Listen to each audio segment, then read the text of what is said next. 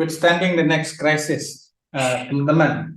Di Bahana sengaja saya bikinkan map ini ya untuk mengingatkan kami semua bahwa kita sedang berisiko menghadapi krisis yang sangat besar dan kita berusaha membantu masyarakat memiliki cadangan ya untuk menghadapi krisis tersebut. Namun tentunya pertanyaannya apakah krisis yang terjadi mirip seperti 98 ya. Jadi saya ingin sampaikan pada tahun 2018 saat itu media dikatakanlah riuhkan akan adanya siklus krisis 10 tahunan ya, 98 di Indonesia, di Asia Tenggara, kemudian 2008 di Amerika, dan apakah yang terjadi di 2018 juga ketika memang saat itu rupiah melemah 7%. Saya sempat mengumpulkan cukup banyak wartawan di kantor kami di Bahana ya, dan saya sampaikan tidak, itu bukan krisis kita. Krisis itu nanti ya 2030 menurut data demografi, karena saat itu penduduk Indonesia sudah mulai menua ya, jadi growing old before growing rich gitu. Saya akan jelaskan dulu kendati bahwa tidak terjadi seperti krisis 98, anatominya akan saya jelaskan, namun ada institusi yang tetap akan mengalami krisis ala 98 dan membutuhkan reformasi yang sangat serius untuk tidak mengulanginya ya. Oke, kita start dulu apa yang terjadi tahun 98 ya. 98 itu seperti tadi saya sampaikan pada video sebelumnya ya, kita mengalami pelemahan rupiah yang sangat drastis ya.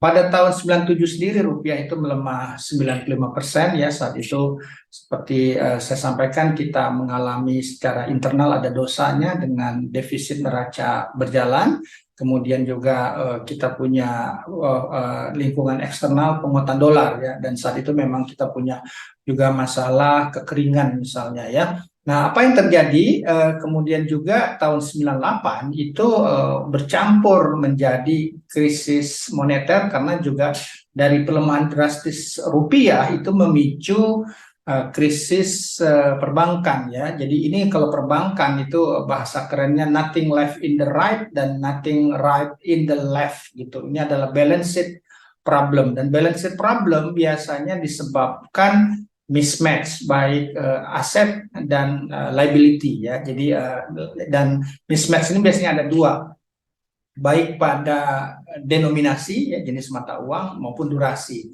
Yang terjadi saat itu adalah bagaimana banyak perusahaan meminjam dolar jangka pendek, jadi mata uang asing dan tenornya pendek, untuk diinvestasikan ya di rupiah, apakah di properti misalnya, dan itu jangka panjang. Ketika rupiah melemah drastis, ya itulah terjadi bagi perbankan yang meminjamkan kreditnya asetnya bodong ya. Jadi bagi perusahaan sendiri beban utang valuta asing ya di dalam rupiah itu berat, sementara nilai aset yang rupiah ini ya dalam mata uang asing itu turun gitu ya. Jadi mismatch inilah yang kemudian merusak fondasi dari sistem perbankan.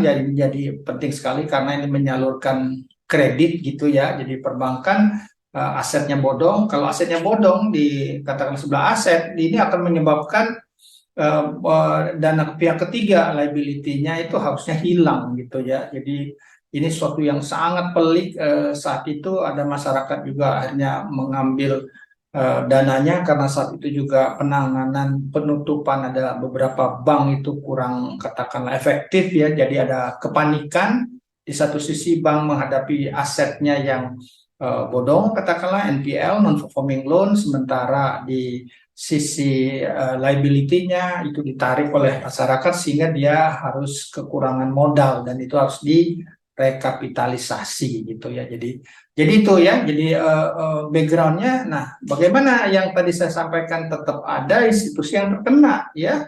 Dan saran saya, mari kita sebagai bangsa bertanggung jawab untuk mengawasi pengelolaan dana haji ya. Dana haji ini menarik karena resikonya menjadi underfunded ya. Saya pernah mendengar bahwa orang berangkat haji itu biayanya katakanlah sebetulnya ya itu sekitar 70 juta gitu ya, sementara masyarakat membayar 35 juta ya.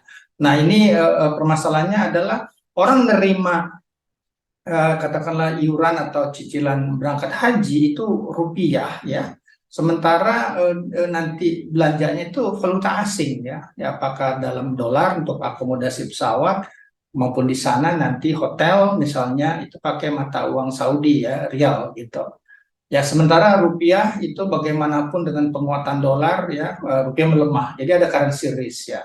Sementara dana tersebut bukan diinvestasikan di real asset ya, seperti tabung haji Malaysia misalnya ya, apakah kita punya aset di luar negeri misalnya, apakah properti di tanah suci misalnya, dan sejauh yang saya ketahui itu waktu itu sangat banyak di deposito ya, dan itu jangka pendek. Nah, mismatch ini yang menurut saya itu menjadi sumber malapetaka ya, underfunded, kekurangan dana dari pengelolaan dana haji ya. Saya sendiri pernah mencermati neracanya ya, dan ini harus kita segera atasi. Nah, apa yang pelajaran yang dapat dipetik ya, tentunya kalau Bapak Ibu para pengusaha atau siapapun katakanlah yang memiliki exposure untuk membayar valuta asing ya, misalnya ada banyak kita punya aset ya di dalam valuta asing, nanti asetnya tentunya kita lihat produktivitinya, apakah kita taruh deposito, apakah kita menyimpannya di dalam misalnya SBN valuta asing yang biasanya returnnya lebih tinggi. Demikian, semoga bermanfaat ya. Jadi mari kita lakukan terus studi belajar ya krisis microeconomics ya, dengan menggunakan data yang kalau transparan ada, dan semoga kita mendapatkan pencerahan dengan cara seperti itu kita dapat mengambil strategi terbaik. Terima kasih. Assalamualaikum warahmatullahi wabarakatuh.